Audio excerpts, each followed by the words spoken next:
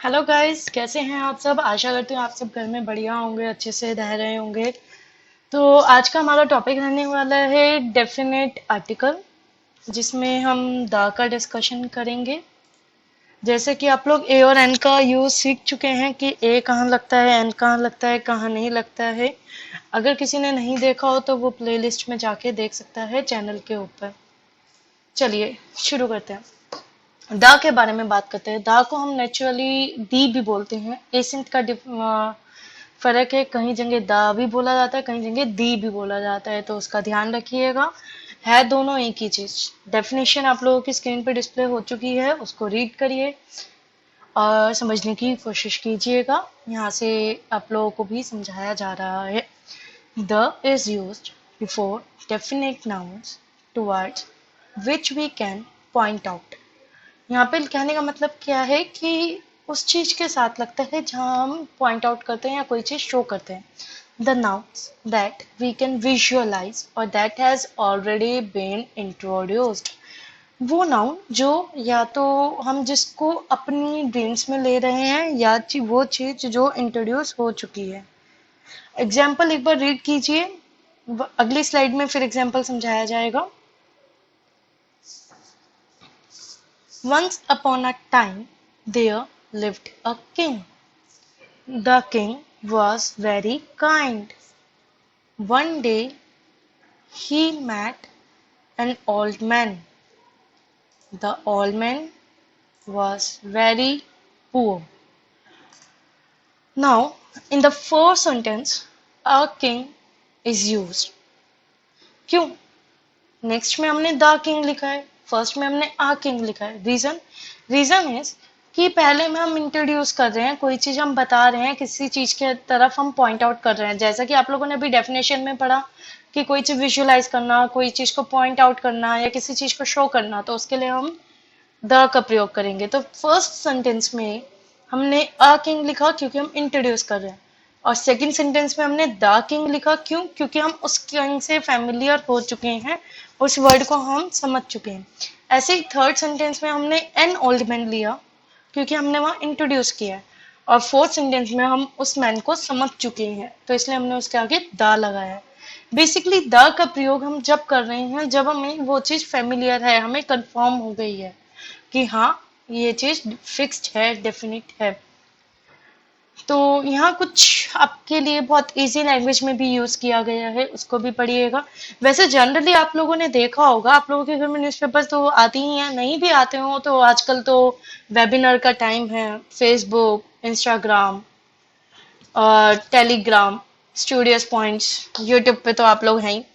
तो इन चीजों को देख के आप लोगों ने जैसे न्यूज़पेपर्स के आर्टिकल्स पढ़े हो, कुछ भी पढ़ा हो, तो इंग्लिश के अगर न्यूज़पेपर देखे तो उनमें क्या लिखा होता है? The times of India, the Hindustan times, the Hindu. तो ये सब चीजें मेंशन होती हैं। उन चीजों को देखते हुए भी आप लोग समझ सकते हैं कि द का प्रयोग क्यों करा है।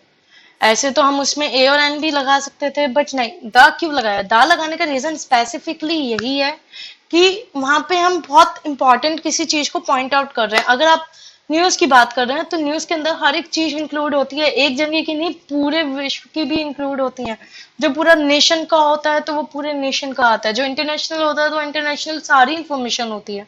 अब आप द हिंदुस्तान पढ़ते हैं, द हिंदूज पढ़ते हैं, तो उसमें होता क्या है? बेसिकली पूरे हिंदुस्तान की जो भी एक्टिविटीज हैं वो सारी एक जगह होती है, तो एक जगह पॉइंट आउट किया गया उन चीजों को, तो वो चीजें सारी दाम के उसमें यूज में आती है। अब यहाँ पढ़ते हैं थोड़ा सा, फिर उसकी स्पेसिफिक चीजें समझते हैं। जो नहीं समझ आएगा फिर उसे आप कमेंट करके भी पूछ सकते हैं, अगर आप कमेंट करना चाहें। अगर आप यहाँ कमेंट नहीं करते हैं तो मेरे और भी मोड्स हैं, जैसे कि आप लोगों को हर एक डिस्क्रिप्शन लिंक में मिल रहा है। टेलीग्राम पे आप कनेक्ट हो सकते हैं, इंस्टाग्राम पे आप कनेक्ट हो सकते हैं, फेसबुक पेज पे आप कनेक्ट हो सकते हैं, किसी भी मोड पे आप अपनी क्वेरीज पूछ सकते हैं, वो सब सॉल्व करी जाएगी।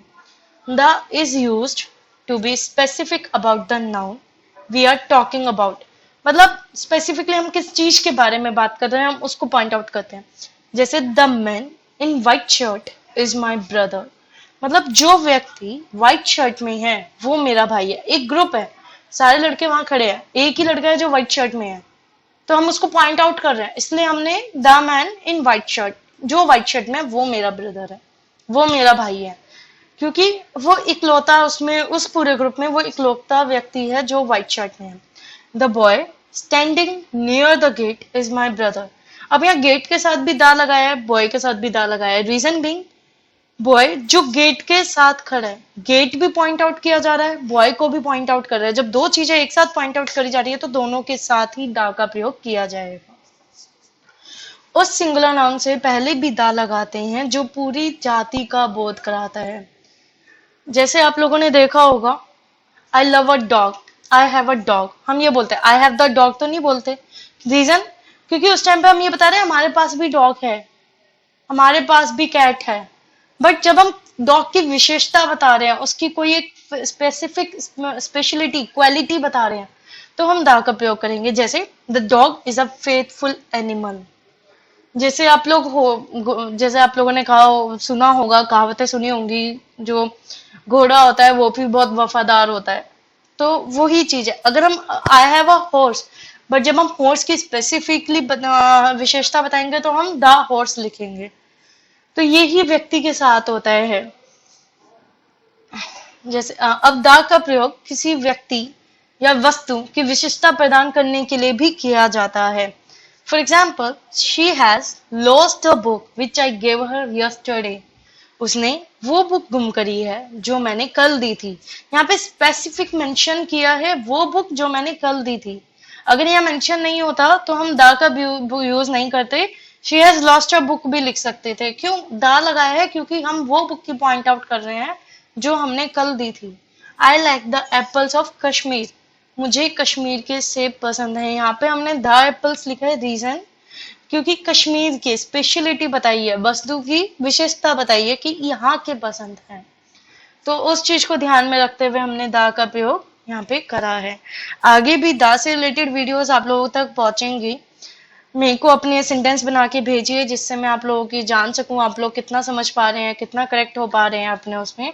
मैसेज तो मुझे मिल ही रहे हैं, बट अगर आप लोग और इफेक्टिव चाहते हैं तो अपने एग्जाम्पल्स बना के भेजिए। आपको उन पे भी रिवर्ट मिलेगा, गलतियां होंगी तो उनकी भी चेकिंग करी जाएगी। Thanks guys for giving me your time. Like कीजिए, कमेंट कीजिए, शेयर कीजिए।